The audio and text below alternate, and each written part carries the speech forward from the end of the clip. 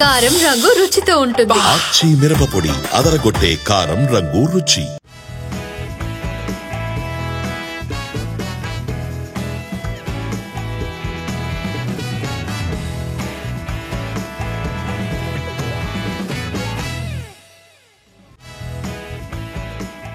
Hi hello welcome to ET exclusive. Pawan Kalyan future plan ఏంటి? ఆయన ఎన్ని సినిమాలు చేస్తున్నారు? ఇంకా ఎన్ని చేయాలనుకుంటున్నారు? కొత్త సినిమాలు ఏమైనా సైన్ చేయబోతున్నారా? ఇకపై కూడా డిప్యూటీ సీఎం గానే కాకుండా నటుడిగాను బిజీ కానున్నారా? పీకే సినిమాల ప్రెజెంట్ అప్డేట్స్ ఏంటి? నెక్స్ట్ 1 year పవన్ కు ఎలా ఉండబోతోంది? ఇవన్నీ బర్త్డే ప్యాక్ లో చూసేద్దామా ఎక్స్క్లూజివ్ గా. పవన్ కళ్యాణ్ కు సంబంధించిన ఏ అకేషన్ అయినా పండగలా సెలబ్రేట్ చేసుకుంటూ ఉంటారు అభిమానులు. అలాంటిది సెప్టెంబర్ 2న ఆయన పుట్టినరోజు. మరి సెలబ్రేషన్స్ ఎలా ఉంటాయో ప్రత్యేకంగా చెప్పాలా? రచ్చ నెక్స్ట్ లెవెల్లో ఉంటుందిగా.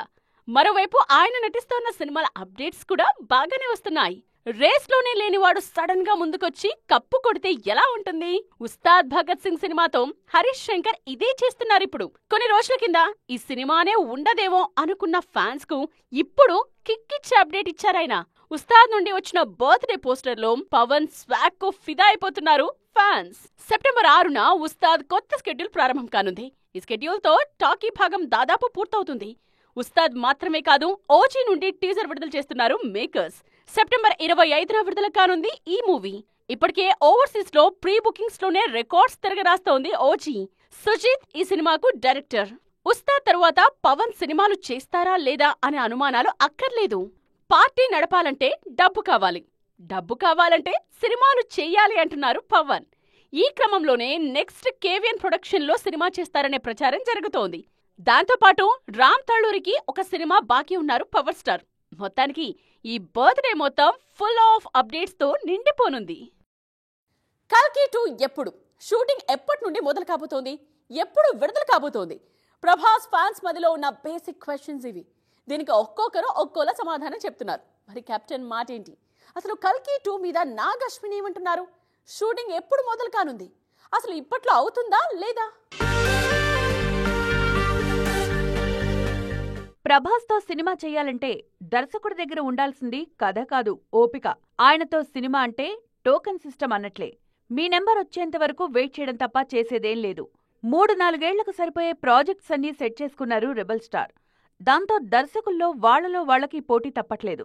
ఒకేసారి 2 సినిమాలు చేయడం అలవాటు చేసుకున్నారు ప్రభాస్. ఇప్పుడు కూడా ఓవైపు రాజాసాబ్, మరోవైపు హను రాఘవపూడి సినిమాలు చేస్తున్నారు. వీటి తర్వాత స్పిరిట్ తో సందీప్ వంగా స్క్రిప్ట్ పట్టుకుని సిద్ధంగా ఉన్నారు. అన్నీ కుదిరితే అక్టోబర్ నుంచే ఈ చిత్రం సెట్స్ పైకి రానుంది. అదే నెలలో బాహుబలి ది ఎపిక్ కూడా విడుదల కానుంది. స్పిరిట్ తర్వాత కల్కి 2, సలార్ 2 ఉంటాయి. వీటిలో కల్కి 2 పై క్లారిటీ ఇచ్చారు నాగ్ అశ్విన్. డిసెంబర్ నుంచి షూట్ స్టార్ట్ చేయాలనుకుంటున్నట్లు తెలిపారు నాగి. కాకపోతే కల్కి 2లో చాలా భాష నటులున్నారని, అందరి డేట్స్ కుదిరినప్పుడే సినిమా సెట్స్ పైకి తీసుకొస్తామంటున్నారు ఈ దర్శకుడు. రిలీజ్ డేట్ ఎప్పుడనేది ఇప్పుడే చెప్పలేమంటున్నారు నాగ్ అశ్విన్. డేట్స్ దొరికితే షూటింగ్ తక్కువ సమయంలోనే అయిపోతుందని, కానీ పోస్ట్ ప్రొడక్షన్ కోసం మాత్రం చాలా టైం పడుతుందంటున్నారు నాగ్ అశ్విన్. మరో 2 ఏళ్లలో ఈ సినిమాను తీసుకొచ్చే ప్రయత్నం చేస్తానన్నారు. కానీ ఖచ్చితంగా మాత్రం చెప్పలేకపోతున్నారు ఈయన. ఈ లెక్కన కల్కి 2 రిలీజ్ 2027లోనో 2028లోనో ఎక్స్పెక్ట్ చేయొచ్చు. మొన్నటి సమ్మె తరువాత హీరోలందరూ జోరు పెంచేశారు. అనుకోకుండా 20 రోజులు బ్రేక్ రావడంతో మళ్ళీ అంతా లొకేషన్స్ కు పరుగులు పెడుతున్నారు. ఆగిన షూటింగ్స్ అన్ని పట్టాలెక్కాయి. ఒక్కరో ఇద్దరో మినహాయిస్తే మన హీరోలంతా సెట్స్ లోనే ఉన్నారు. మరి ఏ షూటింగ్ ఎక్కడ జరుగుతోంది? ఏ సినిమా షూట్ ఎంతవరకు వచ్చిందో చూసేద్దామా? ఎప్పుడూ ఏదో ఓ సినిమా సెట్లోనే ఉంటున్నారు ప్రభాస్. ప్రస్తుతం మారుతి తెరకెక్కిస్తున్న రాజాసాబ్ లొకేషన్లో ఉన్నారు ప్రభాస్. ఈ చిత్ర shoot Aziz Nagar people's media స్టూడియోలో జరుగుతోంది. మహేష్ బాబు, రాజమౌళి SSMB 29 షూటింగ్ టాంజానియాలో జరుగుతోంది. NTR, Prashanth Neel dragon shooting Ramoji film సిటీలోని ప్రత్యేక సెట్లో జరుగుతోంది. అమ్మమ్మ మరణంతో ఒక్కరోజు మాత్రమే బ్రేక్ తీసుకున్న రామ్ చరణ్ వెంటనే మైసూర్లోని షుగర్ ఫ్యాక్టరీలో జరుగుతున్న పెద్ది షూటింగ్లో జాయిన్ అయ్యారు. రవితేజ, కిషోర్ తిరుమల కాంబినేషన్లో వస్తున్న సినిమా షూట్ శంకర్పల్లి పరిసర ప్రాంతాల్లో, నాగచైతన్య, కార్తిక్ దండు సినిమా షూట్ అన్నపూర్ణ స్టూడియోలో జరుగుతున్నాయి. రామ్ పోతినేని ఆంధ్ర కింగ్ తాలూకా షూటింగ్ ముచ్చింతల్లో, విజయ్ సేతుపతి పూరి షూటింగ్ ముంబైలో, సాయిధరం తేజ్ సంబరాల ఏటిగట్టు షూటింగ్ తుక్కుగూడలో, సిద్ధూ జొన్నలగడ్డ తెలుసు కదా షూటింగ్ మాదాపూర్ పరిసర ప్రాంతాల్లో, అఖిల్ అక్కినేని లెనిన్ సినిమా షూటింగ్ బూత్ బంగ్లాలో, ప్రశాంత్ వర్మ నిర్మిస్తున్న మహాకాళి చిత్రం ముచ్చింతల్లో జరుగుతున్నాయి. ఇంకా ఎన్ని సంతకాలు, నాస్తులు కూడా రాసిచ్చేయమంటావా అంటూ ఛత్రపతిలో జయప్రకాష్ రెడ్డి చెప్పిన డైలాగ్ గుర్తుందా? ఇప్పుడు కాంతారా 2 సినిమా బిజినెస్ చూస్తుంటే ఈ డైలాగ్లే గుర్తుకొస్తున్నాయి. తెలుగులో మరే డబ్బింగ్ సినిమాకు సాధ్యం కాని రేట్స్ చెప్తున్నారు. దీనికి లిటరల్ గా ఆస్తులే అడుగుతున్నారు. కాంతారా 2కు నిజంగా అంత మార్కెట్ ఉందా మరి?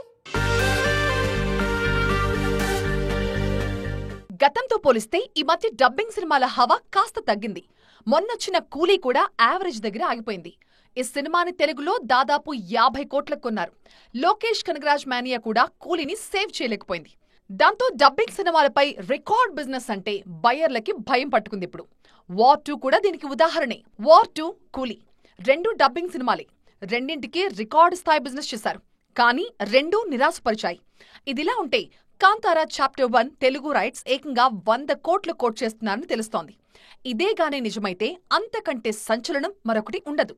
తెలుగు రాష్ట్రాల్లో 100 కోట్లంటే కొన్నిసార్లు మన స్టార్ హీరోలకి సాధ్యం కాదు. తెలుగు రాష్ట్రాల్లో 100 కోట్ల షేర్ పక్కన పెట్టండి. గ్రాస్ వసూలు చేసిన డబ్బింగ్ సినిమానే ఒక్కటి, అదే KGF 2. ఈ చిత్రం 138 కోట్ల గ్రాస్, 84 కోట్ల షేర్ వసూలు చేసింది. అలాంటిది కాంతారా చాప్టర్ 1కి నైజాంలో 40, ఆంధ్రాలో 45, సీడెడ్లో 15 కోట్లు కోట్ చేస్తున్నారు.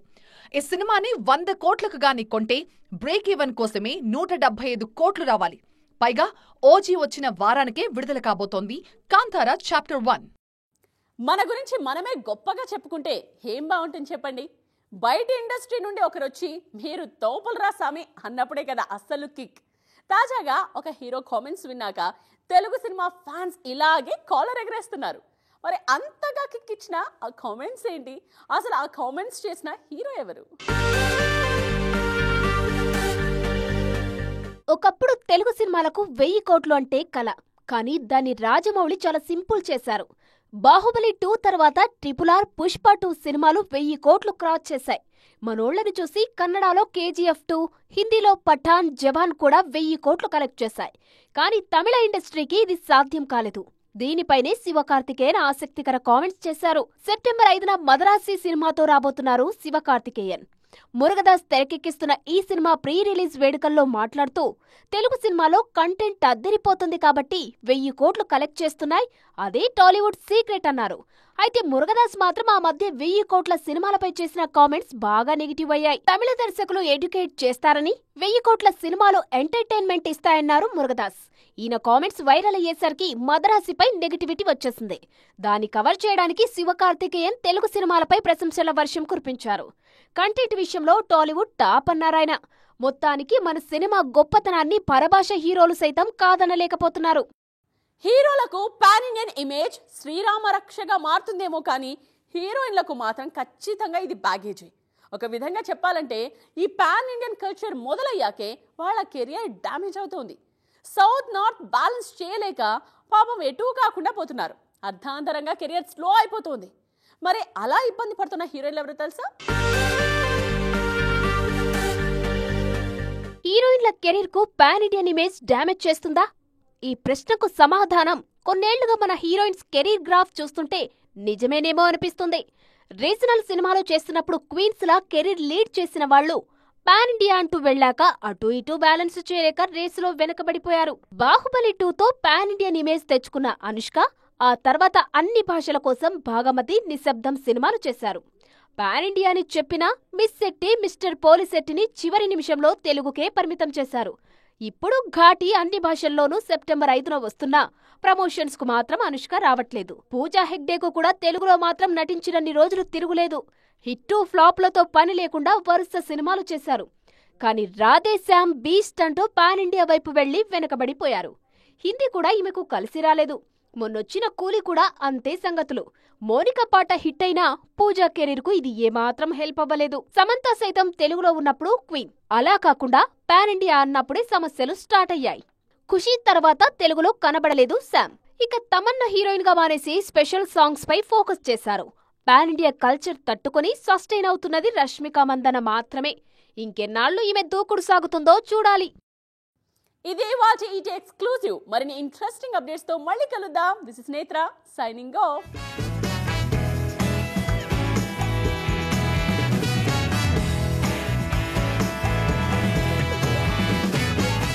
కారం రంగు రుచితో ఉంటుంది. ఆచి మిరపపొడి అదరగొట్టే కారం రంగు రుచి.